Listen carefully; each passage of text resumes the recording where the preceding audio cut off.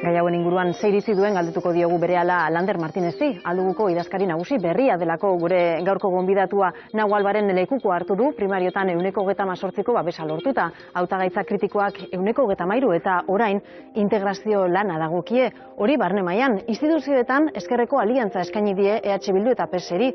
Bide horrek dituen aukerez, autogobernu lantaldera bihar eramango duten proposamenaz, fiskalitateaz, galdera asko ditugu Lander Martinezi egiteko. Gabon, ongitorri gurera. Eta eskerrik asko, lehenik eta behin hori esan da, zorionak ere bai. Eskerrik asko. Idazkari nagusi berria, herritarren kontseilua igandean egin zenuten, hor batu zineten lehiakide izan zaretenak, nolako giroan egin zen lehen bilera hori? Giro honean, alderdi batean gertatzen den bezala, azkenean etapa berri bat hasten gera, jende berria etorri zan bilera horretara, eta baita ere lagun artean ari gara, naiz eta hauteskunde primario batzuk izan, momentu horretan ja proiektuari hasiera emateko momentua zen. Beraz, bilera lasaia, bilera ona, eta gainera ere motzaz izan martxan jartzeko bilera bat. Edo nola ere, Maria Balinteren talde kritikoak badauka pisua eta hori integratu egin behar da lantalde horretan, iritzi desberdinak, korronte desberdinak, nola bateratu, nola ari zarete negoziazio hori aurrera eramaten? Azkenean, momentu honetan gu bagenekien gure alderdia anitza zala. Gu bagenekien horrelako konposizioa zegoela alderdian eta orain baita ere boto sistema dela eta aniztasun hori hobeto isladatu egiten da gure kontseilu hiritarrean. Baina gure primarioen reglamentuek esaten duten bezala, irabazten duen proiektu politikoa da, aurrera eraman behar dugun proiektu politikoa. Hala ere, normala da eta normala denez hori egingo dugu, baita bai esekutiban, bai lantaldeetan eta baita ere beste hainbat esparruetan integrazio prozesu bat egita eta aniztasun hori baita ere isladatzea eta horretarako ikusten ari gara ze nolako presentzia izan nahi duten beste aldeek lantaldeetan, ze nolako presentzia esekutiban eta ikusten ari gara zein den bai proiektuaren aurrera eramatea bermatzeko normaltasunez eta baita ere aniztasun hori ondo islatzeko zein den metodorik hoberena. Eta orain, beste ardura bat dagokizu, ejekutiba osatu behar da. Nola doa sukalde lan hori? Nik uste dut ondo doala, igandean bertan ikusi ginean, hasi ginean kontaktuak izaten, nire intentzio osoa da, aste honetan gutxienez hau aurrera eramatea eta esekutiba izatea martxan, azkenean alderdiak eskatzen du esekutiba eta ez bakarrik esekutiba, baizik eta arlo guztiak martxan izatea eta proposamenak aldatu egin ditugu eta elkarbanatu egin ditugu eta horren inguruan lan egiten ari gara, kontaktua izanez, normala denez, eta nik uste dute biharko aurreratua izango duguna lan osoa esekutiba aurrera eramateko. Eta erabaki guztiak hartuta eta dagoeneko dena osatuta noizko? Espero dute ostegunean horrela izatea, gutxienez ostegunean bilera egiteko intentzioa badaukagu eta bilera horretatik gabonetara joan baino lehen, esan nuen bezala, intentzioa da alderdia martxan egotea, gutxienez jendeak jakiteko zenolako ardurak izango dituen eta bere planifikazioa egiteko 2018 urterako. Bilar hori bukatutakoan, idazkari nagusi modura egindako lehen eskaintza, EH Bilduri eta PSeri zuzendua instituzioetatik eragiteko. Nola egin nahi duzu hori? Posible da, une honetan, batez ere PSeri begira, jakin da Jaurlaritzan dagoela eta badaukala itun sendo bat EAJarekin. Argi dago zailtasunak dituela eta guk beraiei bidalitako mezua eta baita ere guk 2020 urterako nahi dugun proiektua 3 urteko lana behar duela, ez? Azkenean guk uste dugu 2020an badagoela gobernu aurrerakoi bat izateko aukera bat eta horretan lan egiteko hasi nahi dugu, ez? Horregatik uste dugu momentu honetan akordio batzuk hartzeko badagoela aukera eta horregatik luzatu diegu ere gure proposamena bai Euskal Herria Bilduri eta bai Alderdi Sozialistari gutxienez ekimen sozialak erakunde ezberdinetan aurrera eramateko hurrengo urtearen hasieran. Gure intentzioa da beraiekin elkarbanatzea eta saiatzea adosten halako ekimen sozialak, gehien bat enpleguaren inguruan, uste dugulako 2018 urtea enpleguaren inguruko eztabaidaren urtea izango dela, eta jakinda ere Alderdi Sozialista gobernuetan dagoela, gobernu askoetan dagoela, baina erabaki batzuk hartu behar dituela ere beraien proiektu politikoaren inguruan. Entzun dezagun Idoia Mendiak zer erantzun dion proposamen honi. Zuk esan duzu, ez? Aurrera begirako proposamen bat dela eta lantzen joan beharko litzatekeela, baina oraingoz hauxe da erantzun duena. Nik uste dut akordioetara heltzeko balio behar duzula, ez? Eta praktikatu behar duzula. Eta azken asteetan eta hilabeteetan Podemosekoek ez dute praktikatu asko akordioeko gauzak, ez? Gu gara ezkerraren bermea Euskadin eta beste guztiok ez dakite zer dabiltzate egiten, baina ez dute ezer aurrera ateratzen ezkertiar politikari buruz hitz egiten badugu, ez? Zer erantzungo zenioke?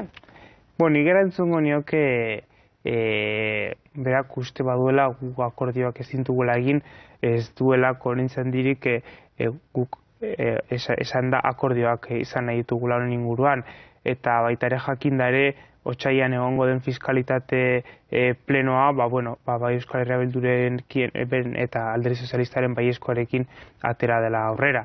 Nik uste dut hori akordio bat dela, eta baita ere beste akordio asko lortu egin ditugu legebiltzarrean, baina nik uste dut ezkerraren bermea izatea da ekimen sozialak aurrera eramatea. Ezkerraren bermea izatea ez da Alderdi Popularrarekin erreforma fiskalak adostea edo Alderdi Popularrarekin aurrekontuak adostea. Fiskalitatea aipatu duzu, saio monografiko hori, dagoeneko erreforma fiskala onartuta egonda, ze ate zabaldezake saio horrek edo ze aukera eman dezake dagoeneko erabakita dagoen erreforma baten inguruan. Saiatu atzera botatzen horrelako erreforma bat edo erreformak edozein momentutan egin daitezke. Momentu honetan adostu egin dute horrelako neurri bat, baina guk uste dugu beste itunak egon daitezkela honen inguruan, eta ez bakarrik horregatik, baizik eta uste dugulako legebiltzarrak zerbait esan behar duela bai utun hauen inguruan eta bai fiskalitatearen inguruan. Naiz eta konpetentziak ez izan legeak egiteko fiskalitatearen inguruan, guk uste dugu hor eztabaida sakon bat egon behar dela fiskalitate ereduaren inguruan. Zergatik, pasaden urtean erreforma fiskala jarri zelako mahai gainean, eta entzun genuen Eusko Jaurlaritzaren eskutik nola esaten zuten gauza bat bazela aurrekontuak eta gastuak, eta beste bat diru sarrerak eta fiskalitatea. Eta ikusi dugu nola aurten erlazionatu dituzte zuzenean eta itun bat egin dute gastuak eta diru sarrerak barnean sartzen dituztenak.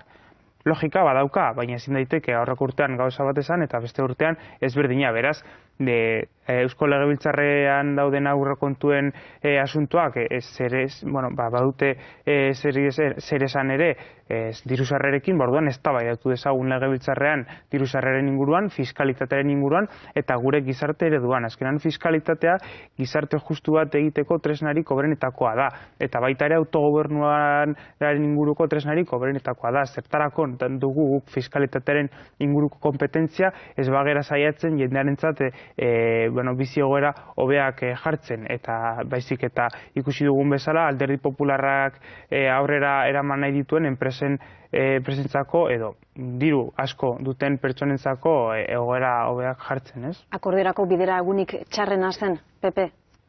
Bai, noski. Azkenean Alderdi Popularra da Euskadiko 5.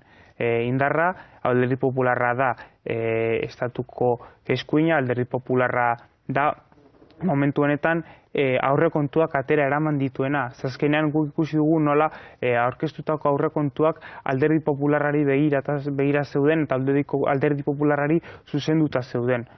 Nola izan daiteke Eusko Alderdi Jeltzaleari berdin izatea bai Elkarrekin Podemosekin edo Euskal Herria Bildurekin, Alderdi Popularrarekin ituntzea, hori ez da egia beraik planteatzen duten bezala. Eta galdera agian ez dakite aproposa den, baina kasu horretan ikusita PP-rekin akordioa eginda atzera egingo dela fiskalitatean, ez zegoen zerbait eskaintzerik, agian nork bere burua, abstentzio batekin, ez dadin behintzat okertu akordio fiskal hori. Saiatu ginen geure eskaintza egin genuen, geure proiektu ekonomikoa jarri genuen mahai gainean, eta ez zan maksimotako proiektu bat. Hitz egiten ari gara, 150 milioiko proposamen bat jarri genuela, 2018an aldatu behar ziren gauza batzuk aldatzeko. Jakinda ere bestela, beste aldean Alderdi Popularra egongo zela. Baina guk ez ditugu onartuko aurrekontu batzuk nun ezin ditugu aldaketak sartu. Eta Eusko Jaurlaritzak hori nahi zuen, guk aldaketarik ezartzea, gero Alderdi Popularrarekin adostu dituzten 20 milioiak hartzea, eta horrekin gauza gutxi egitea. Eta hori da, ez da guk politika ikusten dugun politikaren daukagun eredua, guk aldaketak sartu nahi ditugu aurrekontu horietan, bereik aurkeztutako aurrekontuak ez genituzkelako ondo ikusten. Eta baita ere, jakin behar da, oraindik ere aurretik aurkeztu zuten erreforma fiskala, ez zuela asko aldatzen. Hori PSek berak esan zuen, zuk esan daukazu, ez dagoela eroso PSE akordio horretan, baina eurek defendatzen dute akordio ona dela. Eta beti defendatuko dute gobernuan jarraitzen duten heinean, baina beraiek hausnarketa bat egin behar dute beren barnean eta ikusi zenolako politikara nahi duten aurrera. Ea beraien programa bete nahi duten, edo egongo diran urtez urte Eusko Alderdi Jeltzalearen eta Alderdi Popularraren itunak babesten.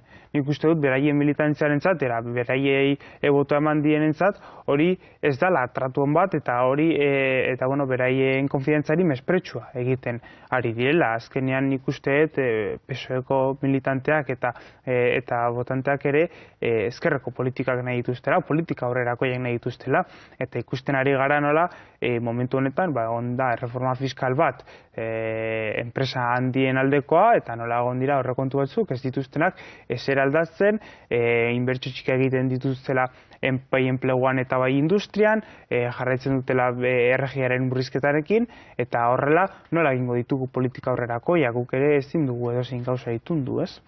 Beste hitzordu bat, bihar autogobernu lantaldearen bilera dago, eta hor, zuen proposamena, hor dago, bi lan esparru izatearena, bat erabakitzeko eskubideari dagokiona, eta beste bat autogobernuari lotuta.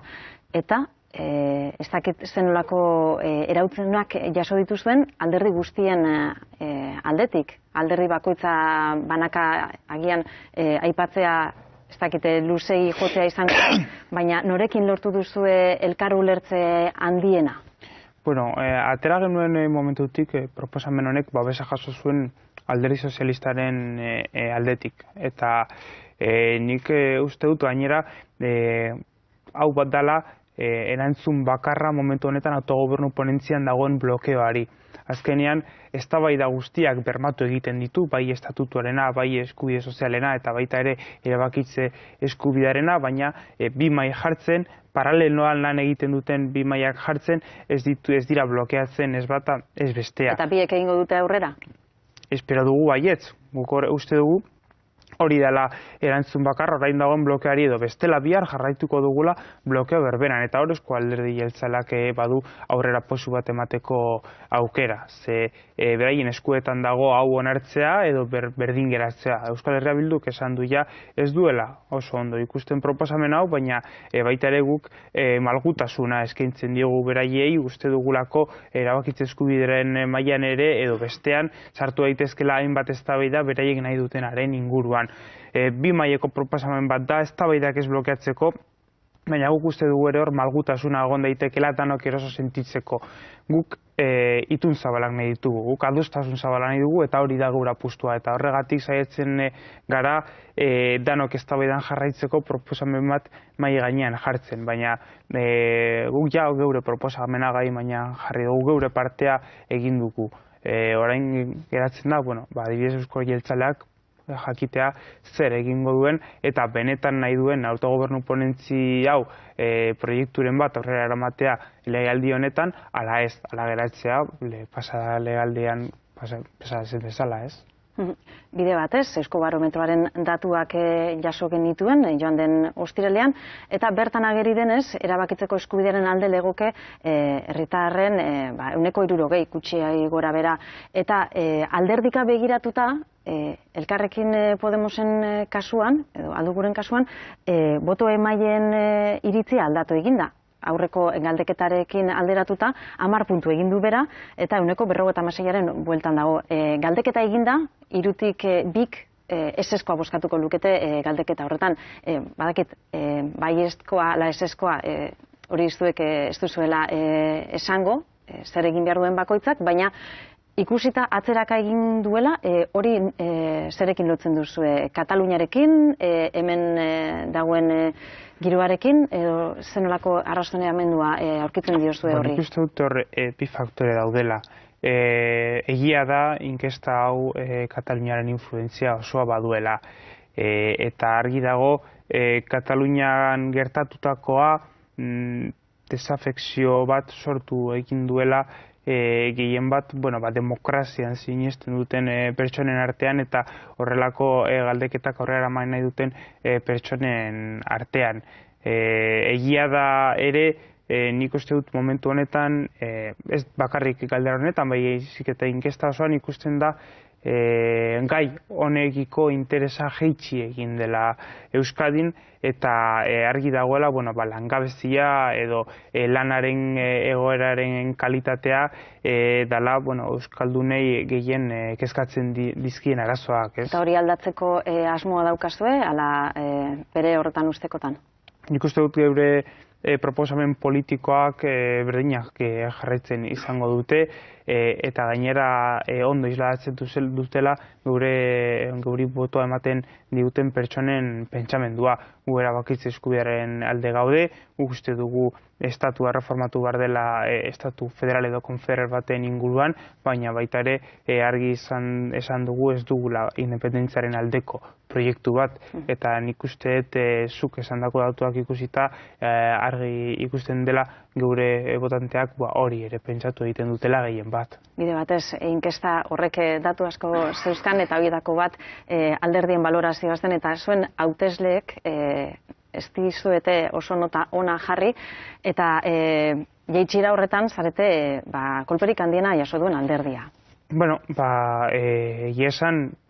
esan dudan bezalaren nik uste dut hor Kataluniako auzia eta inkesta egin den momentua nabaria dela, ez? Eta eztabaida bat blokeetan sartzen denean eta geure proposamen alternatibo bat denean horrek sortu dezake horrelako efektu bat, baina argi dago ere guk aztertu beharko ditugula horrelako datuak eta geure botanteak esaten ari direla argita garbi geure ekimen politikoa hobetu egin behar dugula eta hori egin beharko dugu geure ekimen politikoa hobetu eta horretarako ere egiten dugu primario batzuk geure proiektu politikoa eguneratu egin dugu, geure antolakuntza eguneratu egin dugu eta hemendik aurrera datu horiek hartuta eta aztertuta geure proiektu politiko eguneratu aurrera eramango dugu.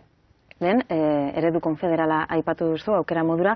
Elkarrekin Podemosen koalizioan dokumentu bat lantzen ari zineten, okerezpanago, mugaz gaindiko euroeskualde batean edo ideia horretan sakontzeko, ez dakit zer puntutan den?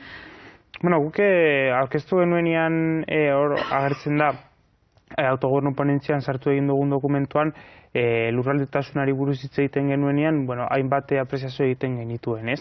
Euskadiren naziotasuna jartzen genuen agerian, eta uste genuen gainera hori estatutu berri batean agertu beharko zela, baita ere argi usten genuen badago zegoela harreman zuzena Nafarroa eta Euskadiren artekoa, bai soziopolitikoa, linguistikoa, ekonomikoa eta erakunde komunak izateko proposamen bat jartzen genuen gainean, eta horren barruan ere uste genuen egon alzela halako iniziatiba bat, euroregio bat egoteko, bai iparralde Nafarroa eta Euskadi batzen zituztenak. Momentuz ez dugu aurrera egin horrelako proposamenerekin, hor geratu zen dokumentuan proposatuta, eta, bueno, lehenik ikusita zenolako aurrerapenak egiten ditugun autogobernu ponentzian, ikusiko dugu zeintzuk diran lan konkretuak aurrera eramateko. Momentuz proposamen hau hor dago, mahai gainean jarrita, eta konkretura sartzen garenean ponentzian, ikusiko dugu landuko dugun baita ere beste alderdiekin, ez? Eta legebiltzarrera iritsiko dena, Jaurlaritzak eskatuta, eta EHUk eginda, eta ikerketa lantaldeak aurrera eraman da, atzo jaso genuen behin betiko txosten hori, torturen inguruko ikerketa dakarrena. Ze iruditzen zaizu? Aldugutik ze balorazio egiten duzue ikerketa horren emaitza ikusita? Bueno, nik uste dut argi dagoela eta ukaezina dela Euskadin tortura egon dela. Eta gainera tortura violentzia bat izan dela eta guztiz deslegitimatu egin behar dela. Eta horrelako violentzia ez bakarrik violentzia bat, Alderdi Sozialistak esaten duen bezala, baizik eta hemen gertatutako violentzia osoa. Kasu hemen informean agertzen diren, txostenen agertzen diren kasuak ondo dokumentatuta daude, oso bereizgarriak dira, eta argi dago internazionalki askotan eskatu egin den bezala, neurri asko jarri behar direla tortura prebenitzeko Euskadin. Eta honek ez du esan nahi guk sinisten dugula horrelako errelato bat ez dana erreala hemen bi bando egon direnak bata bestean artean burrukatzen, baina argi dago Euskadin tortura egon dela, guk babesten dugu horrelako txostenak egitea eta babesten dugu atera den txostena, eta baita ere ikusi beharko dugu zer egiten den horrelako konklusioekin eta zenolako neurriak hartzen diren hauz gertatzeko, zenez eta 2014 arte momentu honetan txostena hau jun eta jakinda ere violentzia espezifiko bati erantzuten diola horrelako txosten bat, oraindik ere badaude lekuak bai Euskadin bai estatuan zieak bezala nun jakina dan torturak oraindik jasoten direla edo violentzia poliziala badagoela. Eta Kataluniari ere heldu behar diogu, noski, hauteskundeak ateioka ditugulako, eta ez dakit zein izango den konponbidea. Zure ustez, zein izan daiteke formula dagoen egoerari aurre egiteko, eta hauteskundetan halko balitz, zenolako indar metaketa lehen etxiko zenuken zuk zeuk? Nik uste dut inkestek argi uzten dutela bi bloke berdintxu egongo direla hauteskunde hauek eta gero, eta horrek ere esan nahi du komunak, guk harreman ditugun alderdi politikoak, giltza izango duela gobernu bat sortzeko. Eta gaur ustez, beraiek esan duten bezala, eta nik ere hainbatetan errepikatu dudan bezala, gobernu ezkertiar bat sortzeko aukera badago, eta nik uste dut gainera Kataluniarentzako oso ona izango zela gobernu ezkertiar bat sortzea, bai RC-rekin eta bai PSC-rekin. Ze horrek bloke politika apurtuko zuen, horrek aurrerapen soziala ekarriko zion Kataluniari, eta gainera ziur nago baita ere erabakitze eskubidearen eztabaidan aurrerapenak egongo liratekeela horrelako gobernu batekin. Batzuen eta besten diskurtsoak ikusita, ez du ematen errez esango denik ados jartzea? Ez, baina, politikan ez da inoiz errez ados jartzea eta gero beti ere ados jartzen gea, ez? Azkenean politika hori da, adostasunak lortzea eta pentsatzea zer da noberena zeure herriarentzat. Eta nik uste dut Kataluniako herriarentzat oberena momentu honetan gobernu ezkertiar bat dela. Ez bakarrik murrizketak jasan dituztelako urte askotan, baizik eta horrek ere orain arteko blokeak apurtuko zituelako eta eztabaida momentu berri bat ekarriko zuelako Katalunian. Eta ziur zaude, bloke horiek apurtuko direla?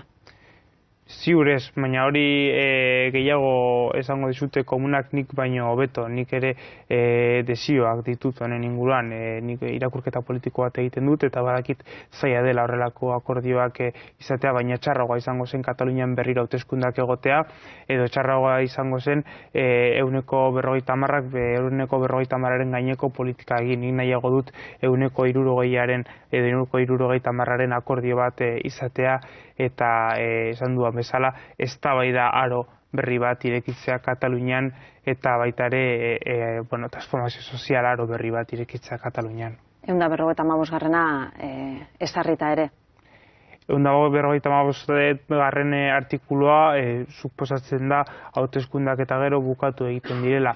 Guk ez dugu inoiz berrestuko horrelako proposamenarik, guk uste dugu demokratikoki asko galdu zela 155. Artikulua aplikatuz, eta hor alderdi sozialistak akats handia sortu egin zuela hau babesten. Azkenean beraiek horrelako babesa emanez bazioten horrelako emanez balioraten onerako neurri honeri, neurri hau esan aurrera aterako. Beraz, hor egia da baita ere PSC asko esan beharko duela horren inguruan eta zergatik babestu zuten horrelako neurri bat. Baina egia da ere Katalunia parte asko osatuta dagoela eta ezin dira parte horiek ukatu. Existitzen dira, Katalunian daude alderdien eta pertsonen babesak izango dituzte eta saiatu egin behar gara hainbat parterekin kontatzen gobernu hoberena lortzeko. Eta nik uste dut gainera gobernu hoberen horretan komunak egongo dirala. Bide batez, aipatu beharra dago antolakuntza idazkari izan zarela azken 2 urteetan, idazkari nagusi izan aurretik, egia da, dagoeneko 3. idazkari nagusia zarela oso denbora gutxian, eta kanpotik ikusita, jende askori hori ezoiko egiten zaio, kanpotik ikusita ematen du alderdian gorabeherak daudela. Sortzen edo hazten ari garen alderdi bat gara edo hazten egon garen alderdi bat gara. Baita ere argi izan behar dugu ze urteetan gauden, ez? 2014-2017 urteen artean komunikabideen urteetan, sare sozialen urteetan, dana jakiten da, dana ikusten da, eta badirudi alderdi baten barruan normalak diren eztabaida batzuk, tira-bira konstanteak direla, ez? Egia da ez dela irudiriko berena 3 idazkari nagusi izatea 3 urteetan, baina nik uste dut primaria hauek izan da, argi egon da ikusitan kanpaina garbi bat izan dugu, eztabaida zentratutako kanpaina bat, eta nik uste dut horrek oinarri oso onak jarri dituela orain egingo dugun lanerako, eta oreka onak jarri ditugula alderdian. Eta momentuz nik ikusten dudanarekin hurrengo urteak lasaiak, positiboak eta eraikitzekoak izango dira Podemosen. Horra itzuli naiz, besteak beste, Nago Albaren lekuko hartu duzulako, oso gazteak zarete lehen lerroan zaudetenak, Nago Albak lehen lerrotik aldentzea erabaki du, eta Eduardo Maurak ere beste horren beste egin du. Ez dakit ikusita, zenolako giroa dagoen politikan, eta ze gazteak zareten barkatu hori azpimarratzea, baina ez dakit politikan sartuta ematen zuena baino zailagoa ote den gauzak aldatzea. Zaila beti da. Gainera Euskadin ez gara hitz egiten 2 urte edo barkatu 2 alderdi edo 3 alderdiko legebiltzar bateaz edo konposizio bateaz, hitz egiten ari gara 5 alderdiko kuadro politiko batez, ez? Beti adostasunak izan behar dira, beti akordioetara heldu behar gara, ez dugu beti nahi duguna aurrera eramaten, eta bere zailtasunak ditu, baina gero baita ere bakoitzak bere aukera pertsonalak egiten ditu. Nik asko eskertu behar diet bai Nago Albari eta bai Eduardo Maurari egin duten lanaren inguruan berai gabe Podemos Euskadi izan berdina izango eta beraien ere eta alderdi honen eraikuntzan asko egin dute, baina baita ere aukera bat hartu dute eta momentu honetan beraien lana kongresuan dago diputatu bezala, han ere behar dugu geure diputatuak, eta gainera han geure diputatuak izan da lortu ditzakegu aldaketa asko baita ere Euskadirengan, beraz saituko gara danon artean eta harreman honekin lan egiten geure proposamenak aurrera ateratzeko bai Euskadin, bai udaletxetan, bai batzar nagusietan eta kongresuan ere. Eta pertsonaletik, zer da honena eta zer da txarrena? Lehen lerroan egonda, ez? Gainera, legebiltzarreko bozeramaile lanetan ikusi zaitugu eta hor hartu guztu agian toki handiagoa. Zer dauka ogibide honek oso desberdina delako, berez zure formaziotik, eta zer dauka? Horixe, onena eta txarrena. Bueno, onena nik uste dut azkenean zure proiektua aurrera emateko aukera ematen dizula, ez? Eta lehenengo lerroan epanda ere, hor ikusten duzu nola zure proiektu politikoa materializatu egiten den, eta nola adibidez alderdian hartzen dituzun erabakiak edo transmititzen dituzun gauzak nola baitu efektuak jendean, eta nola aldituzu aldatu jendearen bizitzako betzeko gauzak, ez? Txarrenan ikuste dut, baita ere tentsio asko dagoela politika munduan, tentsio konstantea, negoziazio konstantea, bai alderdi barruan, bai alderdi kanpoan, eta horretarako indarra izan behar da, egunero energia izan behar da, egunero horrelako mundu batean egoteko, baina azkenean ikuste dut konpentsazio ona badagoela. Espero gurean tentsiorik ez pasa izana, hori bai, gure solaskiden galderak dituzu zain, gureak bukatu direlako, baina hori publizitatearen ostean izango da, dagoeneko gure solaskideak mailan ditugu prest, eta esandakoa berehala gatoz, iragarkien ostean itzuliko gara.